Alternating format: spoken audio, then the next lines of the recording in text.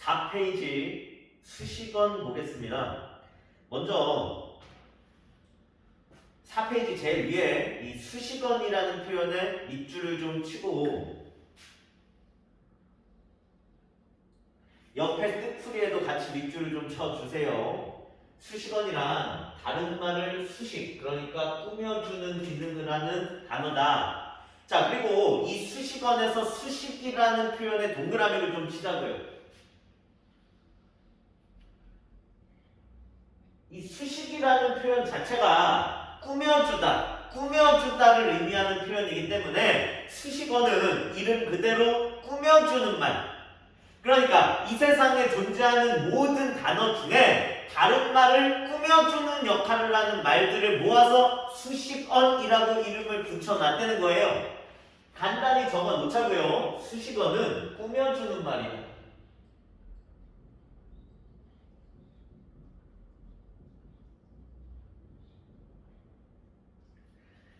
자, 이 수식어에 속하는 단어 중에 관형사라고 다시 한번 이름을 붙여 놓은 단어들이 있는데 얘네는 어떤 애들이냐면, 자, 관형사라는 표현에 밑줄을 좀 치자고요. 일단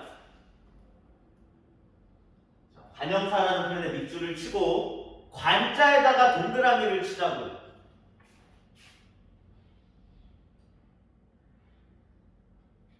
이 관형사의 관자가 뭘 의미하는 관자냐면 왕관을 의미하는 관자예요. 머리에 씀으로써 왕을 꾸며주는 역할을 하는 장신구, 사물이잖아요. 자, 그러니까 관형사라는 건 어떤 단어들을 관형사라고 이름을 붙인 거냐면 왕관의 자리에서 왕을 꾸며주는 역할을 하는 단어들을 관형사라고 부른다. 자, 정리를 간단히 합시다. 관형사란 왕관할 때 관자다. 왕관의 자리에서 왕을 꾸며주는 역할을 하는 단어들을 모아서 관형사라고 이름을 붙이는 것이다.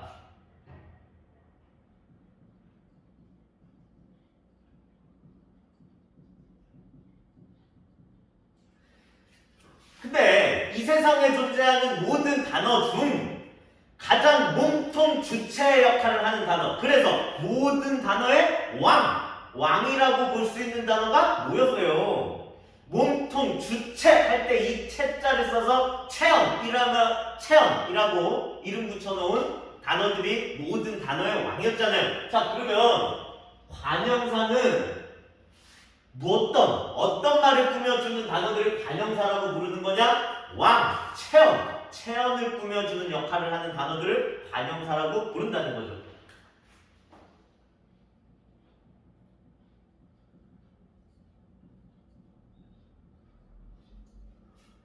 관형사는 왕관의 자리에서 체언을 꾸며주는 말들을 관형사라고 부르는 거다.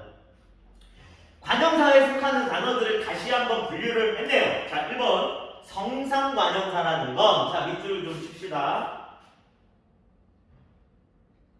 뜻풀이에도 밑줄을 좀 쳐주세요. 체험의 성질 상태를 꾸며주는 관형사다. 밑줄을 쫙 치고, 자, 선생님이 한번 이야기한 것 같은데 품사 공부를 하는 과정에서 성상이라는 표현이 나오면 성질과 상태를 나타내는 표현이라고 생각을 하자고 했지. 그러면 성상관형사라는 건, 자, 관형사는 관형사인데 성질과 상태를 나타내는 관형사가 성상관형사구나 라고 생각을 하면 되겠죠. 예를 들어, 자, 새 책. 자, 새 책이라는 표현이 있다고 했을 때 이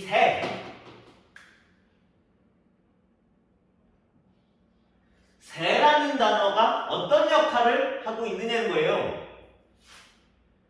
책이라는 단어 앞에서 이 책이라는 단어를 수식, 그러니까 꾸며주는 역할을 하고 있잖아요. 근데 이 책이라는 단어는 품사를 따져보면 관여자 체언 중에서도 명사잖아요. 이 새라는 단어는 체언 앞에서 체언을 꾸며주니까 왕관의 자리에서 체언을 꾸며주고 있기 때문에 품사가 관형사인 거구나 라고 생각을 하시면 된다는 거예요.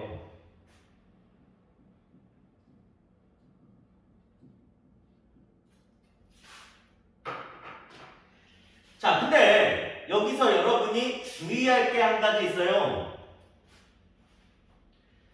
새 책에서의 새는 관형사라는 거예요. 자, 근데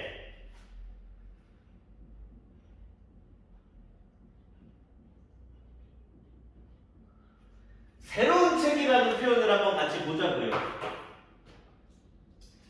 새로운 책이라는 표현에서의 이 새로운이라는 단어도 책이라는 단어 앞에서 이 책이라는 단어를 꾸며주고 있다는 거죠. 그리고 책이라는 단어는 품사를 따져보면 체언 명사잖아요. 그러면 이 새로운이라는 단어도 체언 앞에서 체언을 꾸며주고 있기 때문에 품사를 관형사로 봐야 하느냐?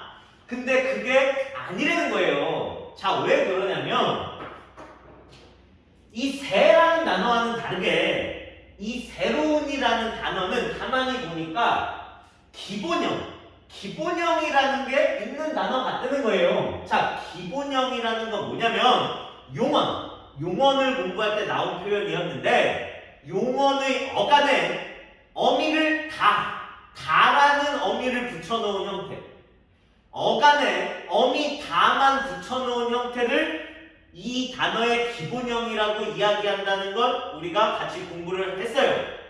자, 가만히 보니까 이 새로운이라는 단어 기본형이 있는 단어 같다는 거예요. 자, 그러면은 이 새로운이라는 단어의 기본형이 뭔지 한번 생각을 해보자고요. 자, 물론 영상으로 지금 시청을 하고 있는 상황이지만 집에서 한번 생각을 하고 대답을 한번 해보세요. 새로운이라는 단어 기본형을 뭐라고 봐야 될까요?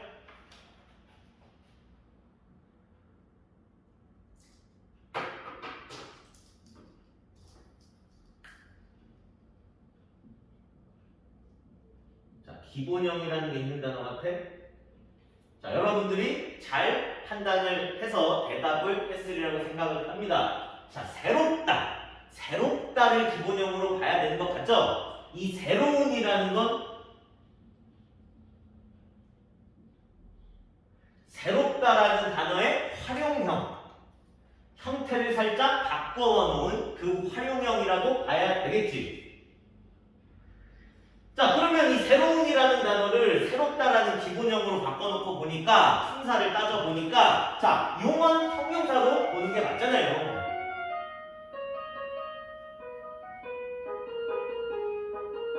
형용사로 봐야겠다. 그러니까 새로운 책이라는 표현에서의 이 새로운이라는 단어는 체형을 꾸며주고 있기는 한데 그렇다고 무조건 관형사로 보는 것이 아니라 형용사가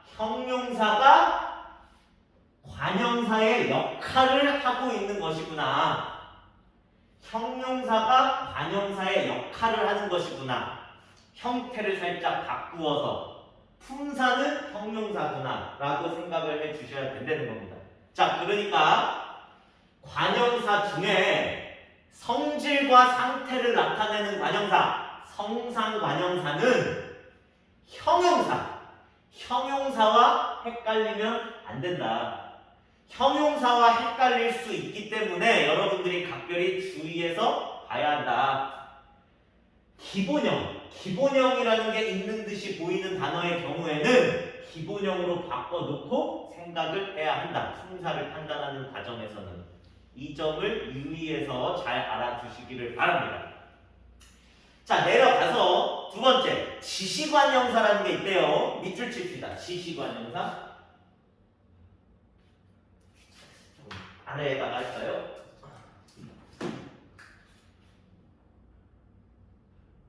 자, 지시관형사에다가 밑줄을 좀 쳐주시고 뜻풀이에다가도 밑줄을 칩시다. 지시적 성격을 띠고 있는 관형사다. 지시관형사.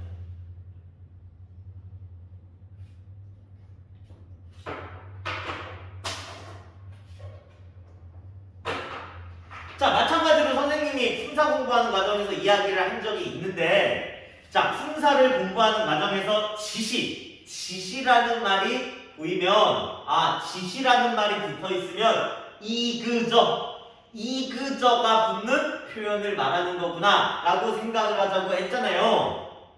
자, 그러면은 지시관형사라고 한다면 관형사는 관형사인데 이그저가 붙는 관형사라고 생각을 하자는 이야기를 했지. 예를 들어 이런 것들. 자, 이그저, 이 사람은 학생이다, 그 사람은 학생이다, 저 사람은 학생이다.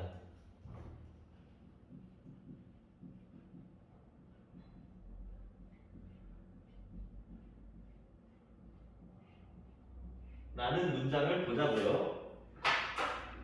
자, 이 사람은 학생이다, 그 사람은 학생이다, 저 사람은 학생이다 에서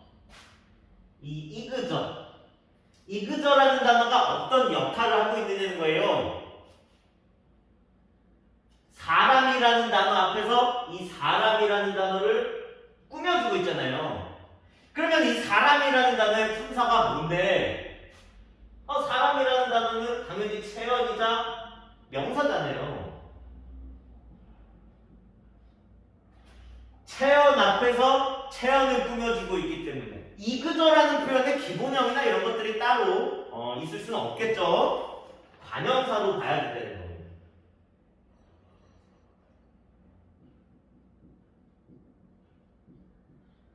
관형사는 관형사인데 이그저가 붙어있기 때문에 지시관형사로 이제 봐야 된다는 거예요. 근데 마찬가지로 여기서 여러분들이 주의해야 될 점이 좀 있어요. 이를테면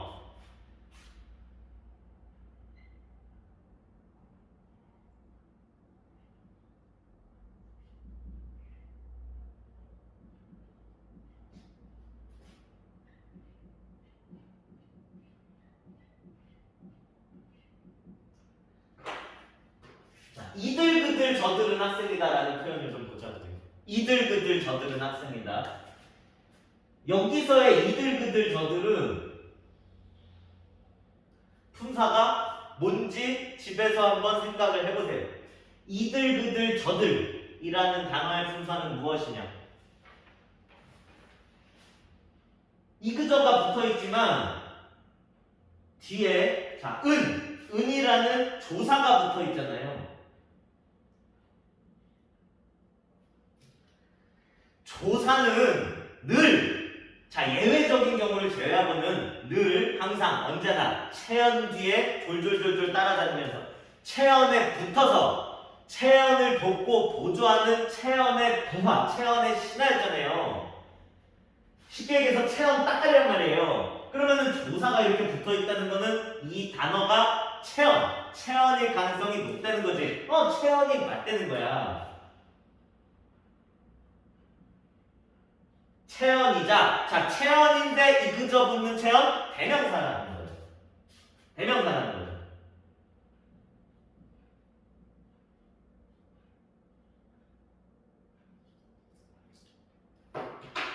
자, 그러니까 관형사 중 지시관형사는 이그저가 붙는 관형사인데 체언 중에 대명사도 이그저가 붙기 때문에 지시관형사는 체언 대명사와 헷갈리면 안 된다. 헷갈릴 수 있기 때문에 여러분들이 각별히 주의를 해야 합니다. 자, 아래로 내려갑시다. 자, 수관형사라는 게 있네요. 자, 밑줄, 뜻풀이에도 밑줄을 치자고요.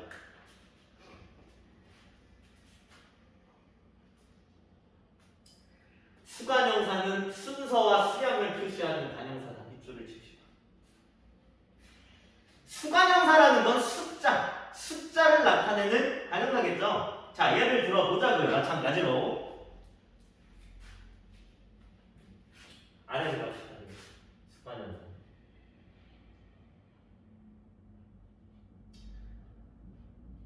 여러분 부모님이 친구분들에게 여러분들에 대해서 소개를 한다고 생각해 봅시다. 뭐 이렇게 소개하실 수 있겠죠. 여러분 모두가 첫째 아들은 아니겠지만 뭐 예를 드는 것이니까 우리 첫째 아들은 학생이다. 자, 라는 문장을 보셔야 첫째 아들은 학생이다 라는 문장에서 이 첫째라는 단어가 어떤 역할을 하고 있냐는 거예요. 자, 아들이라는 단어 앞에서 아들이라는 단어를 꾸며주고 있잖아요. 자, 그러면 아들이라는 단어의 품사가 뭔데? 체험 명사잖아요. 체험 앞에서 체험을 꾸며주고 있으니까 이 첫째라는 단어는 지금 관형사라는 거예요. 품사가.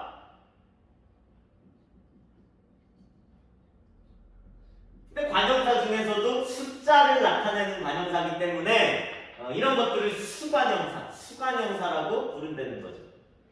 자, 마찬가지로 여기서도 여러분들이 이제 주의를 해줘야 된다는 겁니다. 자, 이쯤 되면 여러분들이 수관형사와 무엇을 헷갈리기가 쉬울지, 그래서 주의해야 할지 느낌이 올 것 같은데, 자, 이를테면 첫째 아들은 학생이다. 우리 첫째 아들은 학생이다 라고 소개를 할 수도 있지만 그냥 편하게 자, 우리 첫째는 학생이다.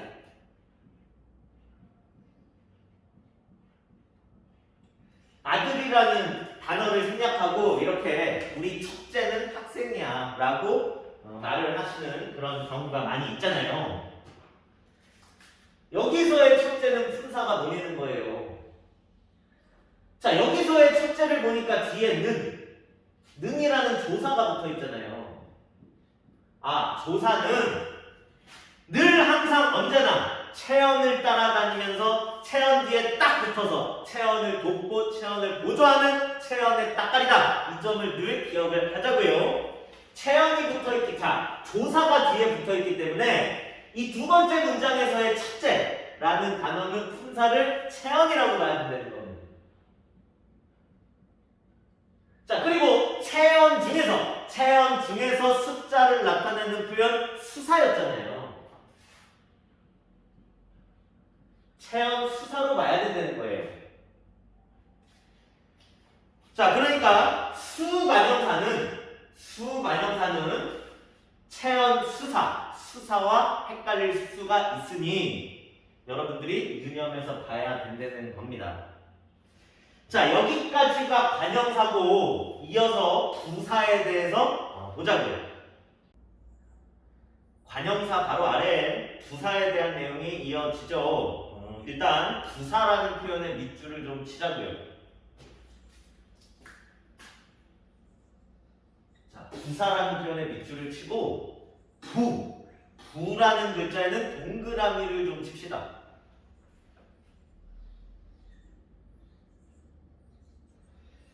이 부사에서 부라는 글자가 뭘 의미하는 글자냐면 여러분 학급에도 무조건 한 친구가 있는 그 친구를 가리키는 부자라고 생각을 하면 되는데, 자, 부회장.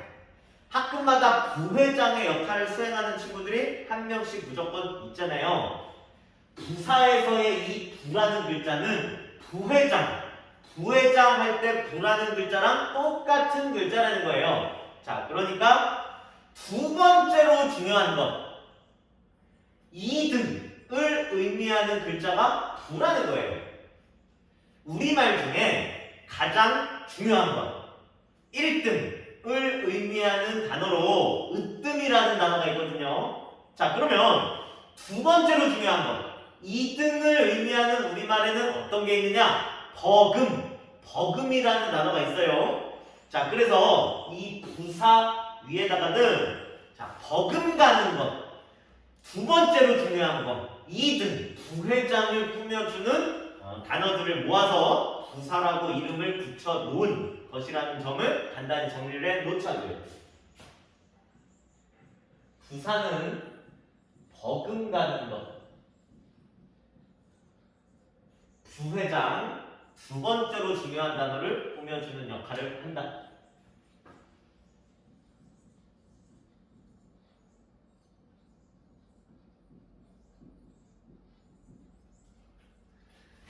자, 이 세상에 존재하는 모든 단어 중에 가장 몸통이자 주체, 그래서 왕으로 볼 수 있는 가장 중요한 단어는 채연이었잖아요. 그러면 부회장의 역할을 해주는 두 번째로 중요한 단어는 무엇으로 봐야 하느냐? 여러분들이 눈치를 채고 있겠지만 용언, 우리 용언이 이 세상에 존재하는 모든 단어 중에 두 번째로 중요한 부회장의 역할을 담당해주는 그 버금가는 단어라는 겁니다. 그러니까 부사는 용언을 꾸며주는 역할을 한다는 거예요.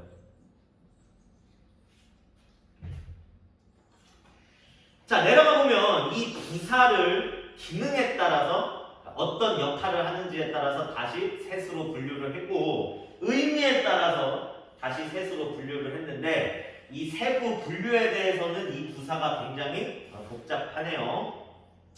자, 기능에 따라서 세 가지로 분류했다는 그 내용부터 차근차근 보자고요.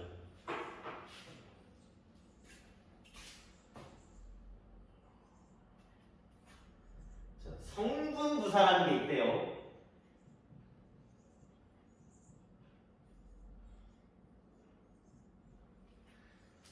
성분부사라는 건, 자, 뜻풀이를 보면 하나의 문장 성분을 꾸며주는 부사다. 문장 성분, 얘들아, 문장 성분이라는 단어는, 자, 문장 성분에 대해서는 우리가 2학기 때 공부를 할 내용이기 때문에 중학교 때 배운 내용을 지금 떠올릴 수 있는 친구들은 좋고, 중학교 때 배운 내용 떠오르지 않는다 하더라도 2학기에 선생님이 자세하게 가르쳐 줄 거니까 지금은 몰라도 그냥 그런가 보다 하시면 됩니다. 그냥 쉽게 이 정도로만 생각을 하자고요. 문장 성분이란 띄어서 쓴 하나의 덩어리, 띄어쓰기를 한 하나의 말의 덩어리를 문장 성분이라고 한다라고 지금은 간단히 그렇게 생각을 하시면 됩니다. 성분부사라는 건 하나의 문장 성분을 꾸며주는 부사라는 거예요. 띄어서 쓴 한 덩어리, 말 한 덩어리를 꾸며주는 부사가 성분부사라는 거예요. 자, 예를 들어서 강이 매우 깊다. 강이 매우 깊다라는 문장에서 이 매우라는 단어가 어떤 역할을 하고 있느냐는 거예요. 깊다라는 단어 앞에서 이 깊다라는 단어를 꾸며주고 있잖아요. 그러면 이 깊다라는 단어의 분사는 뭔데? 깊다라는 거는 우리가 시험 전에 정말 열심히 공부했잖아요. 용언이자 형용사였지.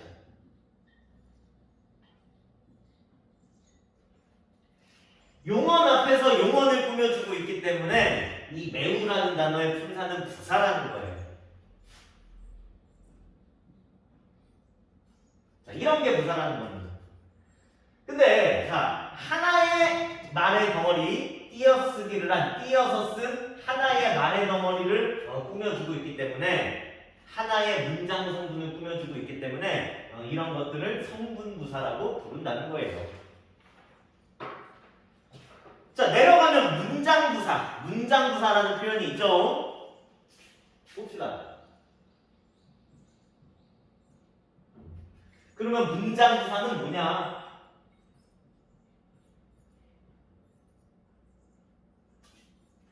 자, 문장부사는 이제 뜻풀이 해놓은 것을 보면 문장 전체를 꾸며주는 부사가 문장부사입니다.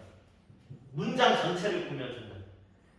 띄어쓰기를 한 말의 한 덩어리를 꾸며주는 게 아니라 말의 여러 덩어리, 여러 개의 말의 덩어리가 모여서 만들어진 하나의 문장 전체를 한 번에 꾸며주는 부사를 문장부사라고 부른다는 거예요. 이를테면 자, 이런 것들.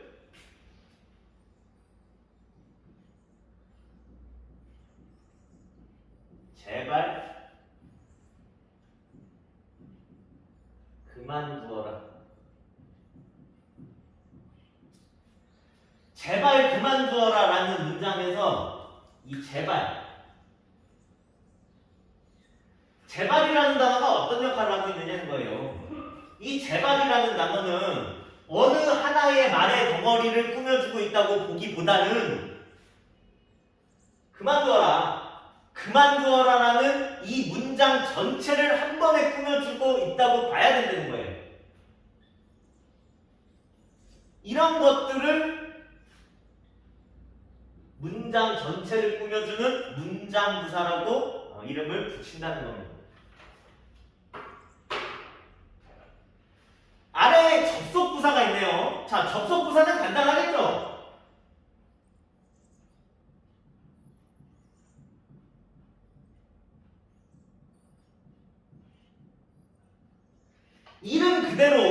이름 그대로 말과 말을 접속시켜주는, 연결시켜주는 부사를 접속부사라고 이야기를 하겠죠?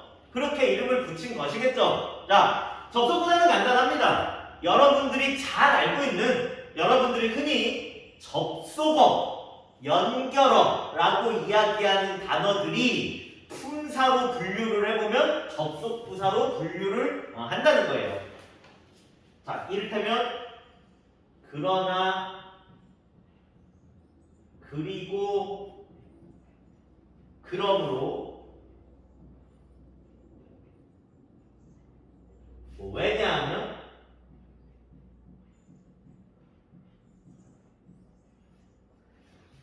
그러니까 여러분들이 일반적으로 접속어, 연결어라고 부르는 그 단어들을 품사로 분류를 하면 접속 부사로 분류가 된다는 거예요. 자, 여기까지가 이제 우리 부사를 기능에 따라서 셋으로 분류를 한 겁니다. 아래로 내려가면 우리 부사를 의미에 따라서 다시 셋으로 분류를 해놨네요. 보자고요. 자, 먼저 성상부사라고 이름을 붙이는 애들이 있대요. 성상부사.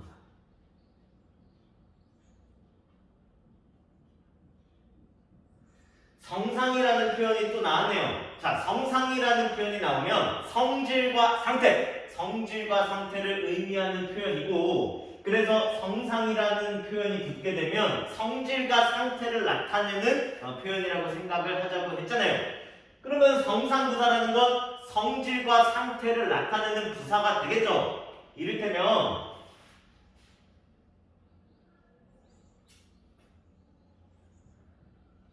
철수는 밥을 빨리 먹는다. 철수는 밥을 빨리 먹는다라는 문장이 있다고 할 때 이 빨리라는 단어가 어떤 역할을 하고 있는 거예요? 먹다를 지금 꾸며주고 있잖아요. 먹다라는 건 품사를 따져보면 용언이자 동사잖아요. 용언 앞에서 용언을 꾸며주고 있기 때문에 이 빨리 같은 단어를 부사라고 분류를 한다는 겁니다.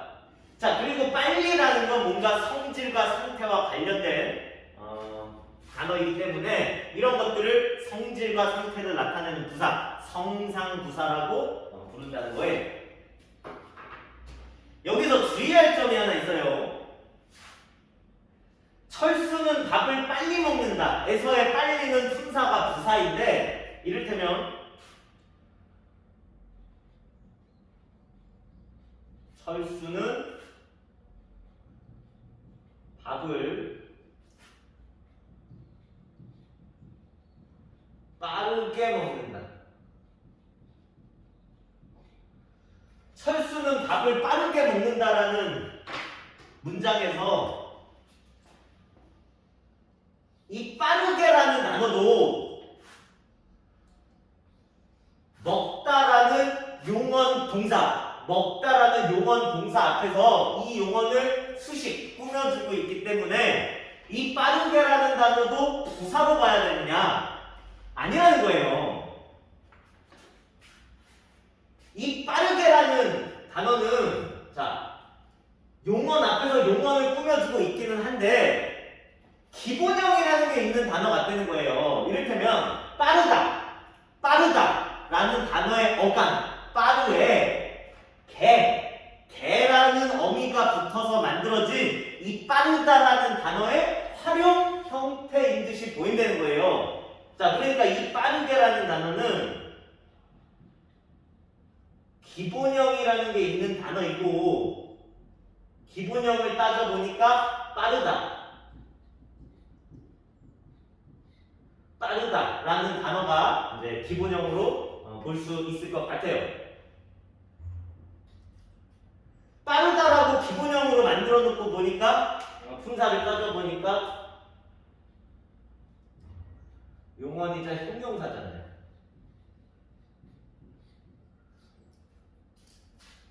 자, 그러니까 철수는 밥을 빠르게 먹는다 해서 이 빠르게라는 단어는 형용사가 형태를 살짝 바꿔서 문장에서 부사의 역할을 하고 있다고 봐야 된다는 거예요. 빨리라는 단어는 이 단어 자체로 사전에 등재된 국어사전에 실린 명백한 부사인데 빠르게라는 단어를 여러분들이 사전에서 찾게 되면 사전에 나오지 않는다는 거예요. 왜냐하면 이 빠르게라는 단어는 빠르다라는 형용사의 활용 형태이기 때문에 사전에는 용언의 경우에 기본형, 어간에 다라는 어미만 붙인 형태의 기본형만 등재가 되거든요. 자, 성상부사 같은 경우에 성상 형용사와 여러분들이 헷갈릴 수가 있기 때문에 마찬가지로 주의해서 보셔야 된다는 겁니다. 용언을 꾸며주고 있다고 무조건 부사라고 보는 게 아니라 기본형이라는 게 있는 단어인지를 기본형이라는 게 있는 듯이 보이는 단어인지를 여러분들이 잘 살펴봐야 된다는 거예요. 기본형으로 만들 수 있는 단어인 듯 보이면 기본형으로 만들어 놓고 품사를 판단을 해보셔야 된다는 거예요. 자꾸 종이 울리네요. 오늘 수업을 이제 선생님이 촬영을 하는데 양해를 바랍니다. 자, 아래로 가면 지시부사에 대한 내용이 있네요. 같이 보자고요.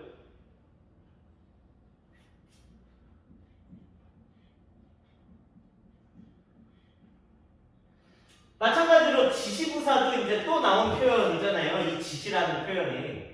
그리고 선생님이 품사를 공부하는 과정에서 지시라는 표현이 보이면 이그저 붙는 표현이구나 라고 생각을 하자고 했잖아요. 그러면 지시부사라는 건 부사는 부사인데 이그저가 붙는 부사라고 생각을 하시면 되겠죠. 자, 이를테면 이런 것들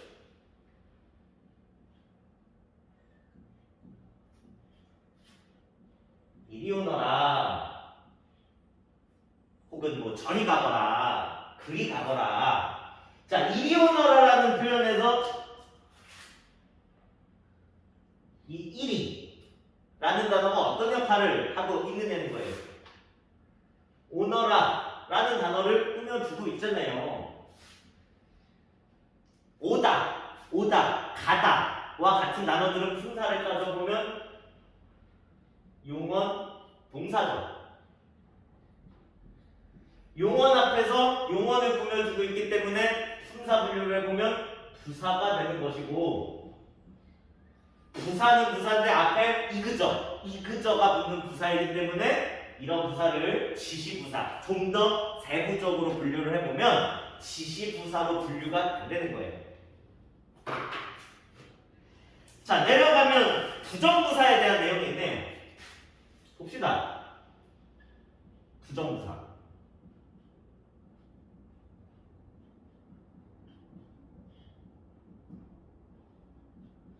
자, 부정부사는 이름 그대로 부정의 의미를 나타내는 부정의 의미를 드러내는 부사가 부정부사겠죠. 이를테면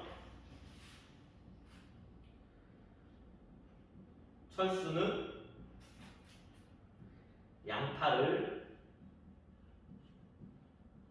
못 먹는다. 나이가 아주 어린 그런 친구들 중에는 양파, 파 이런 것들, 고추 이런 것들 못 먹는 친구들 있잖아요. 매워서.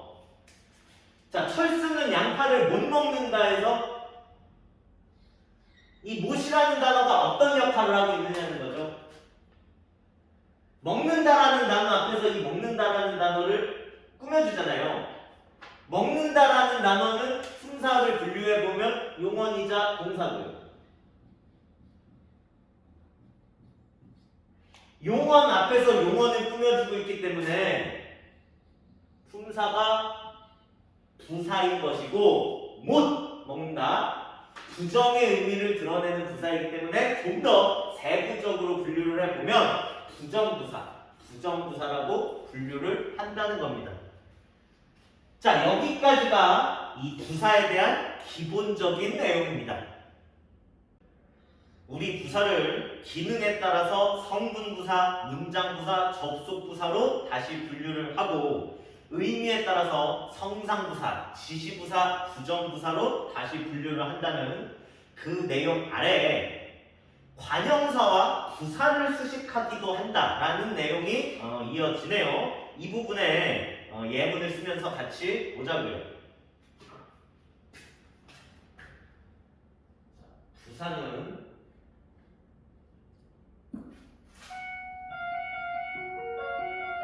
주로 용언을 꾸미지만 관형사와 또 다른 부사를 수식하기도 한다.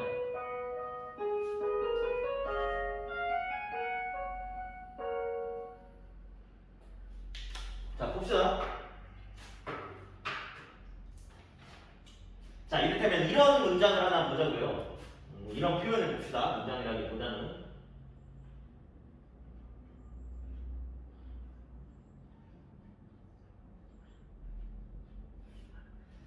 몹시 헌책. 몹시 헌책이라는 표현을 보면 자, 일단 이 책이라는 단어의 품사를 따져보면 체험이자 명사잖아요.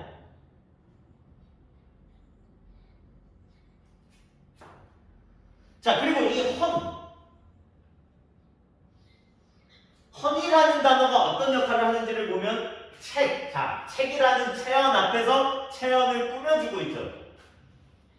체언을 수식한다는 거예요.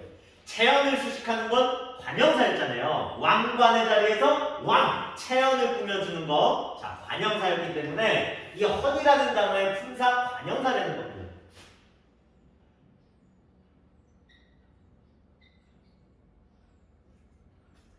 자, 근데 이 몹시라는 단어는 지금 어떤 역할을 하고 있다고 봐야 되느냐? 몹시 헌. 자, 헌이라는 단어 앞에서 헌이라는 단어를 꾸며주고 있다는 거예요. 그러니까 관형사 앞에서 관형사를 꾸며주고 있는 단어 몹시라는 거예요. 그러면 자, 관형사 앞에서 관형사를 꾸며줘? 이런 단어는 품사를 어떻게 분류를 해야지? 이런 단어들도 품사를 부사로 분류를 한다는 겁니다. 부사.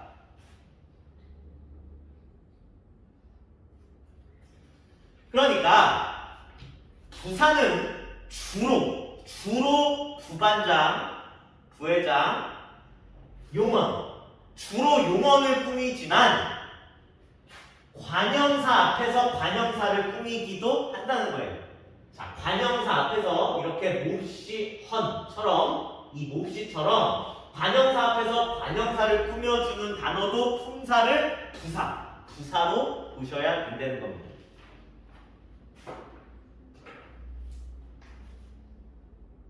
예문 한 가지 더 보자고요.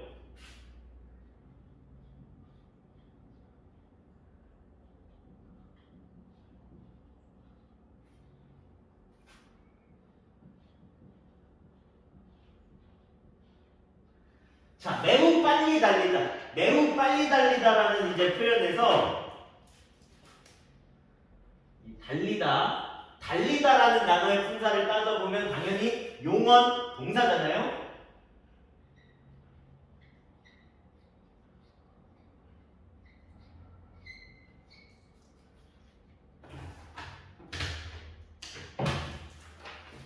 자, 그러면 이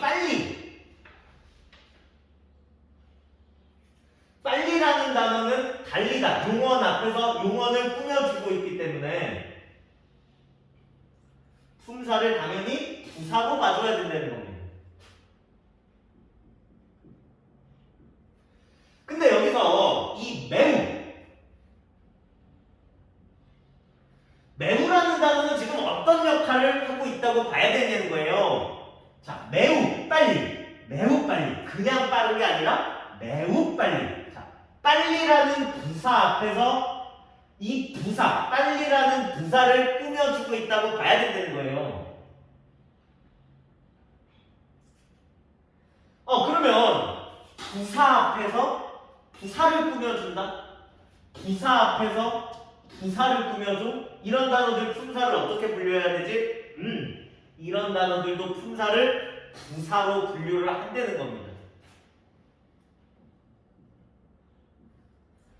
그러니까 정리를 하면 부사는 주로 용언을 꾸며주지만 경우에 따라서 관형사와 또 다른 부사를 꾸미기도 한다는 거예요. 우리 인쇄물에도 선생님이 부사에 대한 설명 옆에 간단히 적어놨죠. 잘 읽어보시기를 바랍니다. 자, 아래로 가면 여기서부터 여러분이 굉장히 헷갈려지기 시작할 겁니다. 좀 혼란스러울 수가 있는데 부사가 체언을 수식하기도 한다는, 체언을 꾸며주기도 한다는 내용이 아래 이어져서 나오네. 이 부분을 좀 같이 보자고. 마찬가지로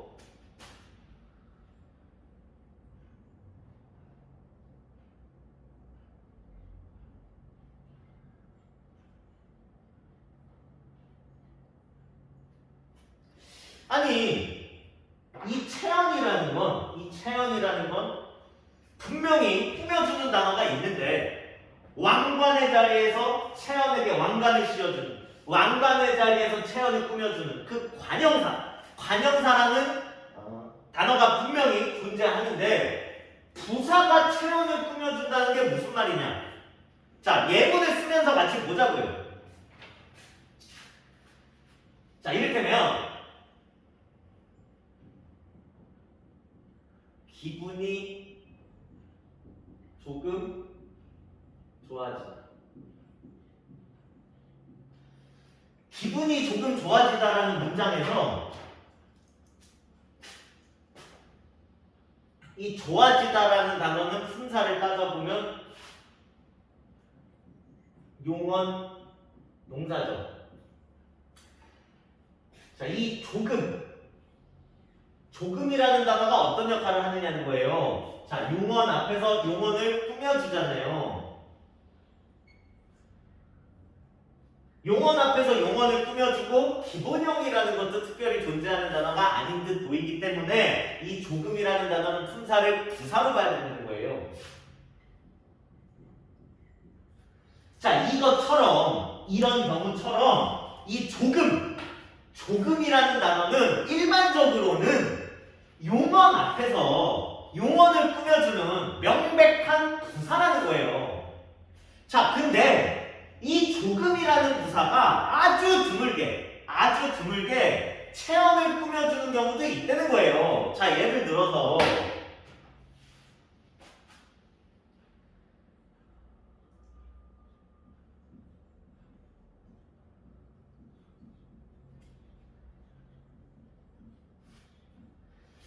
조금 뒤에 보자 라는 문장에서 이 조금이라는 부사가 어떤 역할을 하고 있는지를 보면, 자, 이 조금이라는 부사가 뭔가를 꾸며주고 있기는 한데 뭘 꾸며주고 있나요? 지금 뭘 꾸며주고 있다고 봐야 돼요?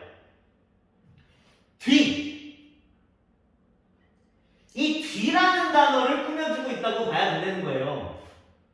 그러면 이 뒤라는 단어는 품사가 뭔데? 자, 뒤에 애라는 조사가 붙어 있잖아요. 조사가 붙어 있기 때문에 조사는 체언 따까리기 때문에 이 뒤라는 단어의 품사를 체언이라고 봐야 된다는 겁니다. 체언이자 명사예요. 자, 이런 경우처럼 이 조금이라는 부사는 일반적으로는 용언을 꾸며, 용언 앞에서. 근데 조금 뒤에 보자. 자, 조금 앞으로 가주세요. 자, 이런 경우처럼 아주 드물게 체언을 꾸미는 경우도 있다는 거예요. 자, 몇 가지 더 봅시다, 예문을.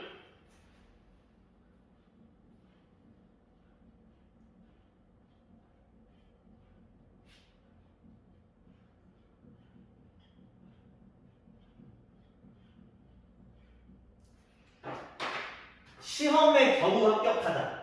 시험에 겨우 합격하다라는 문장에서 이 합격하다라는 단어의 품사가 용언이자 동사죠. 그러면 이 겨우라는 단어는 어떤 역할을 하고 있느냐? 용언 앞에서 용언을 꾸며주고 있다는 거예요. 기본형도 따로 없기 때문에 품사가 부사라는 거예요. 부사. 자, 이 겨우라는 단어도 지금 본 이 경우처럼 일반적으로는 용언 앞에서 용언을 꾸며주는 명백한 부사라는 거예요. 근데 이 겨우라는 단어가 아주 드물지만 체언 앞에서 체언을 꾸며주는 경우가 있다는 겁니다. 자, 예를 들어 겨우 하나를 만들었다.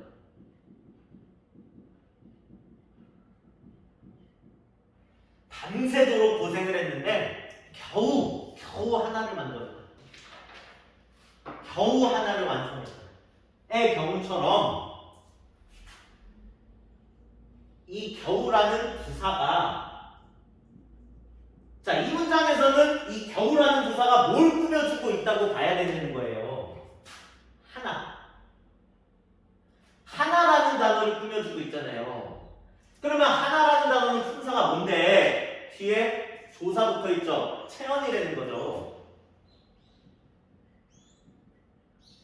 체언 중에 하나, 둘, 셋, 넷 숫자 표현이니까. 체언 중에 숫자 표현이니까 품사 구체적으로 뭐죠? 수사죠. 수사. 이렇게 겨우라는 부사는 일반적으로는 용언 앞에서 용언을 꾸며주는데 겨우 하나를 완성했다. 겨우 하나를 만들었다. 의 경우처럼 드물게 체언을 꾸며주는 경우도 있다는 겁니다.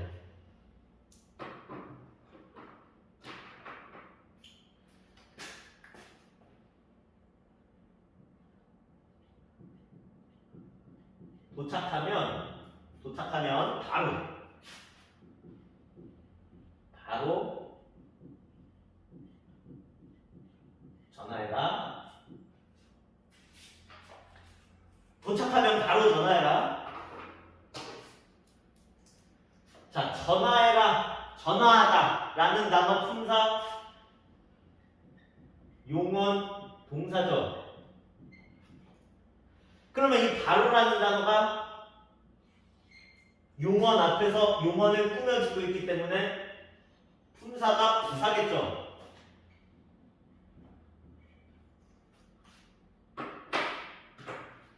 자, 마찬가지 이 바로라는 단어는 일반적으로는 용언 앞에서 용언을 꾸며주는 명백한 부사예요. 부사. 근데 자, 앞에서 본 사례들처럼 이 바로라는 단어도, 이 바로라는 부사도 아주 드물게 체언을 꾸며주는 경우가 있다는 겁니다. 자, 예를 들어서 바로 그가 범인이다.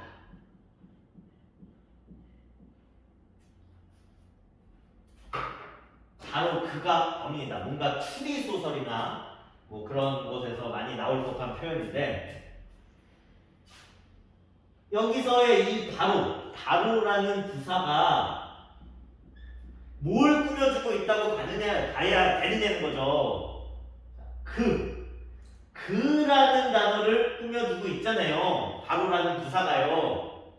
자, 그러면은 그라는 단어는 품사를 뭘로 봐야 되는데 가라는 조사가 붙어 있잖아요. 조사가 붙어 있으니까 품사 체언이 되는 거예요.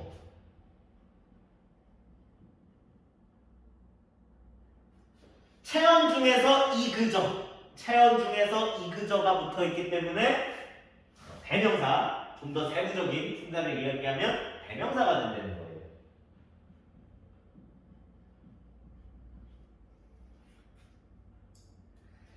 자, 여러분들이 굉장히 헷갈릴 수가 있을 겁니다. 굉장히 헷갈릴 거예요. 충분히 이해합니다. 부사가 체언을 수식하는 경우에 대해서는 여러분들이 이제 굉장히 혼란스러운 그런 내용일 수가 있는데 말 그대로 굉장히 드문 경우입니다. 부사가 체언을 꾸며주는 경우는 굉장히 드문 경우이기 때문에 너무 어려워하지 말고 혼란스러워하지 말고 그냥 선생님이 지금 칠판에 적어놓은 한 3가지 정도의 예만 여러분들이 반복적으로 읽어보시면 해결이 될 것 같아요. 뭐 시험을 준비하고 시험 문제를 푸는 과정에서 큰 어려움을 겪지 않을 겁니다. 자, 정리를 하면 부사는 주로 용언을 꾸미지만 관형사 앞에서 관형사를 꾸미기도 하고 부사 앞에서 또 다른 부사를 꾸미기도 한다.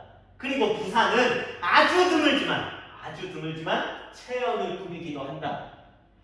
부사가 체언을 꾸미는 이런 경우 같은 경우에는 헷갈릴 수가 있는데 좀 어려울 수가 있는데 어려워하지 말고 헷갈려하지 말고 선생님이 칠판에 적어 놓은 조금 겨우 바로 이 정도만 여러분들이 몇 차례 읽어보시면 되겠습니다. 자, 여기까지 하면 굉장히 복잡한 부사에 대해서까지 우리가 다 이야기를 나눴네요.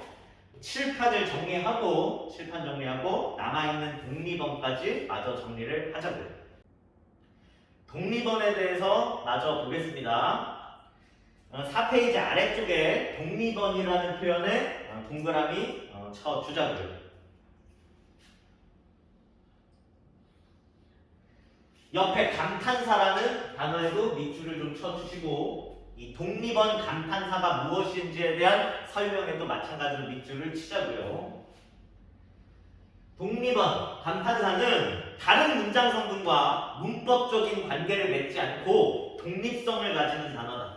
부르는 표현, 대답하는 표현, 논란이나 느낌을 나타내는 표현 같은 것들이 이제 독립언 감탄사다라는 내용이 나와 있네. 자, 독립언이라는 건 말 그대로, 이름 그대로 독립적으로 쓰이는 말이라는 거예요. 독립적으로 쓰이는 말이다.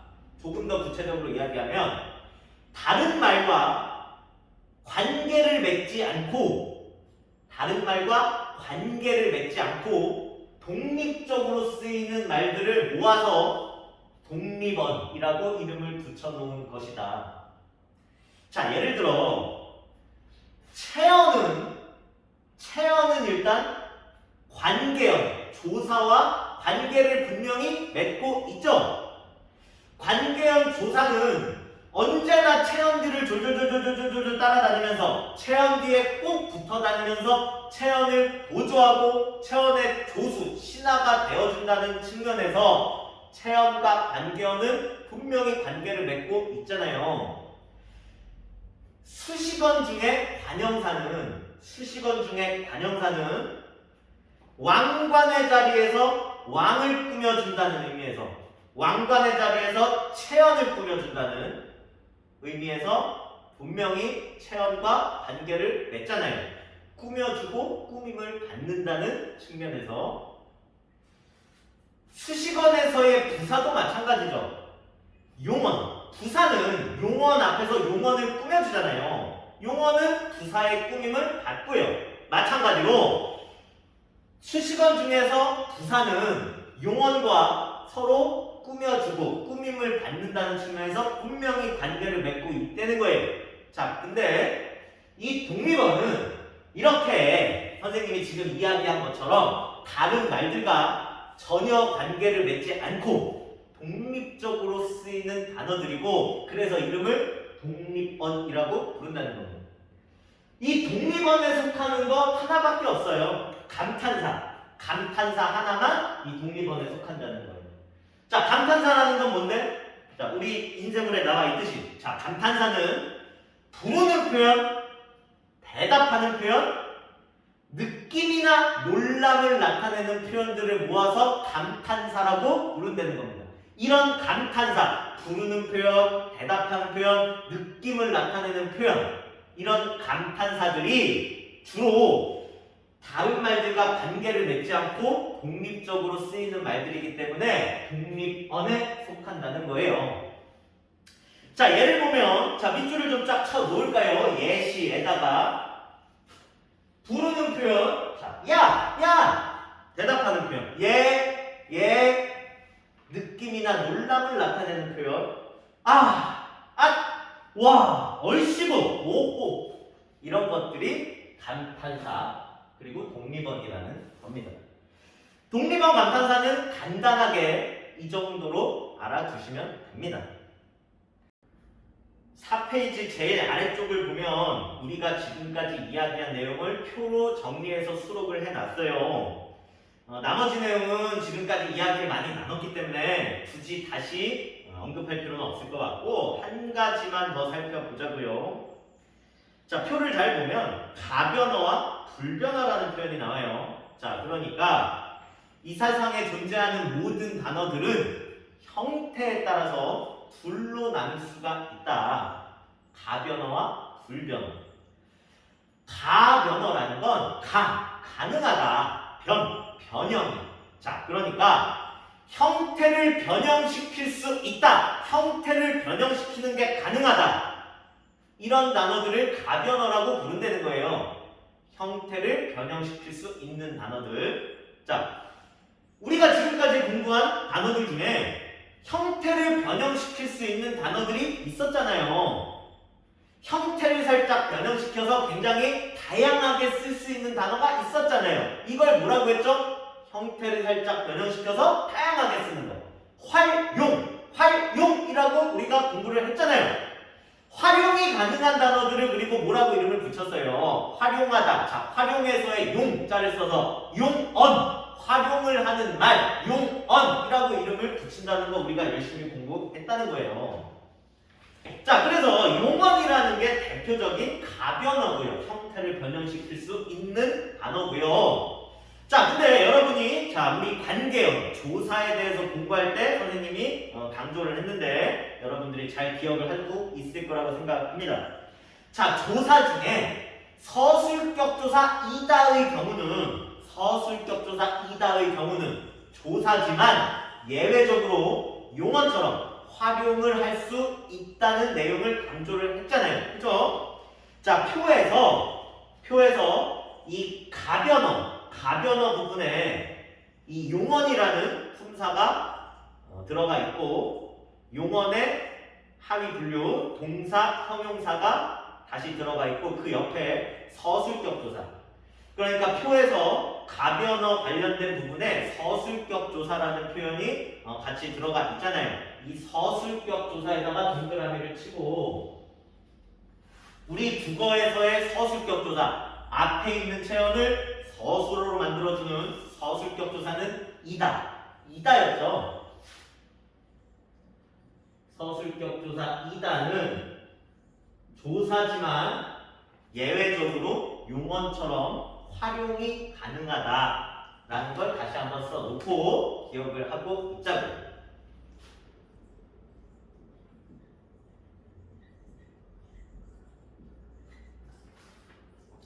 나머지 용언과 서술격 조사 이다를 제외한 나머지 체언, 수식언, 독립언, 관계언. 자, 관계언에서는 이제 서술격 조사 이다를 제외한 나머지 조사들을 이야기하는 겁니다. 용언과 서술격 조사 이다를 제외한 나머지 모든 단어들은 형태를 변형시킬 수가 없어요. 그래서 불가능하다. 변형시키는 것이. 형태를 변형시키는 것이 불가능한 불변언입니다. 형태를 변형시킬 수가 없어요. 자, 나머지 내용, 기능에 따라서 이 세상에 존재하는 모든 단어들을 어떤 기능을 하느냐, 어떤 역할을 하느냐에 따라서 분류를 하면 가장 몸통, 주체의 역할을 하면 체언이라고 이름을 붙인다는 이야기, 활용을 하면 용언이라고 이름을 붙인다는 이야기, 꾸며주는 기능, 수식의 역할을 하면 수식언이라고 이름을 붙인다는 내용, 관계를 나타내주는 기능을 하면 관계언이라고 이름을 붙이고, 다른 말들과 관계를 맺지 않고 독립적으로 쓰이면 독립언이라고 이름을 붙인다는 이야기 우리가 잘 나눴어요. 지금까지. 자, 그리고 체언에 속하는 단어들을 다시 한번 분류를 하면 명사, 대명사, 수사로 분류가 되고, 용언에 속하는 단어들을 다시 분류를 하면 동사, 형용사, 수식언에 속하는 단어들을 다시 분류를 하면 관형사, 부사, 그리고 독립언에 속하는 건 감탄사밖에 없었죠. 관계언에 속하는 건 조사밖에 없었죠. 자, 지금까지 우리 국어의 품사에 대해서 공부를 했습니다. 문법 공부를 하는 과정에서 우리가 넘어야 되는 정말 가장 중요하고 가장 높고 가장 큰 산이 품사인데 우리가 지금까지 잘 넘어왔어요. 품사에 대해서 잘 모르면 이어지는 문법 공부를 전혀 할 수가 없습니다. 선생님이 몇 차례나 강조를 했잖아요. 자, 이 수업 영상 반복적으로 시청하시면서 이 품사에 대한 내용은 완벽하게 익히시기를 바랍니다. 고생 너무 많으셨습니다. 오늘 수업은 여기까지 하겠습니다.